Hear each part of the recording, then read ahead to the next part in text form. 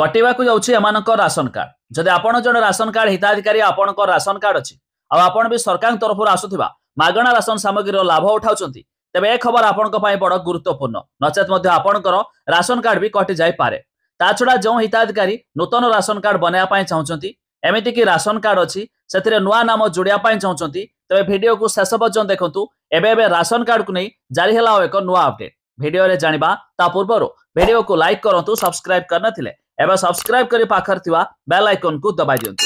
आपण जानिछंती ration card रे ई केवासी करबा कंपलसरी बोली सरकार मध्ये यह बहुत दिन पूर्व घोषणा करिसंती तबे डिसेंबर 31 तारिख पर्यंत जारी रहिबो ई केवासी प्रक्रिया अर्थात जदि आपण ए पर्यंत राशन कार्ड रे ई केवासी कराइ नाहती तबे आपणक पई शेष मौका ए डिसेंबर 31 पूर्व आपण राशन कार्ड रे ई केवासी करि पारिबे नचेत आपण भी सरकार तरफ आसुथिबा मागणा राशन सामग्री लाभ उठाई पारिबे नाही।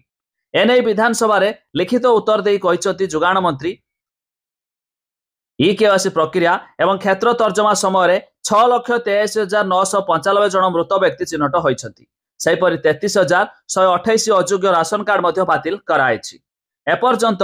4 लाख हिताधिकारी मध्य राशन कार्ड ई केवासी कराइ नाथि सेमानकु तुरंत कराइबा पई सरकार मध्य अनुरोध करिसंती। ता छडा जानि रखंतु जदि आपण भी राशन कार्ड रे नुआ आवेदन करिया पई चाहुथिबे आपणक पई खुशी खबर पोर्टाल चालू हो जाइछि आपण चाहिले जे कोनसी जनसेवा केंद्र हो किबा मो सेवा केंद्र को जाई राशन कार्ड नुआ आवेदन पई ऑनलाइन अप्लाई करि पारिबे जाके अप्रूव हेउरथिबा बेले एबे सरकार मध्ये याकू खूब शीघ्र अप्रूव करबा को जाउछंती खाली सेति कि नुहे जे हिताधिकारी राशन कार्ड अछि सेथिरे नुआ नाम जोड़िया पई प्लान करथिबे सेमानक पई मध्ये खुशी खबर ता छडा यहा बे जानि रखंतु 7,37,530 टी आवेदन मध्ये रहिछि तेबे ओडिशा राज्य खाद्य सुरक्षा लक्ष्य भित्तिक साधारण बंटन व्यवस्था नियम 2020 रे बाद देवा मानदंड भित्तिरे आग्रह कराइछि एवं सद्य हस्तगत हेउथिबा 4,72,478 गोटी आवेदन गुडी करे ब्लॉक एवं पौरांचल स्तर रे क्षेत्र रे तर्जमा चालिछि जाकि जे माने एबे नुआ आवेदन करिसंती सेमानकु मध्ये तर्जमा करी अप्रूव मध्ये कराउछि।